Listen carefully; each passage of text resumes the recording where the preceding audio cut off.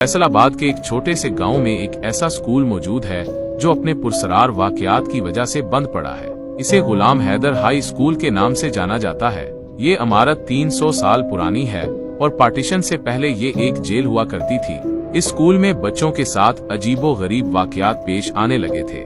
बच्चों का कहना था कि क्लास की चेयर्स और टेबल खुद ब खुद हिलने लगते हैं, जबकि टीचर्स का कहना था कि बिला वजह बेल बजने की आवाज आती थी, जबकि बेल के पास कोई मौजूद नहीं होता था।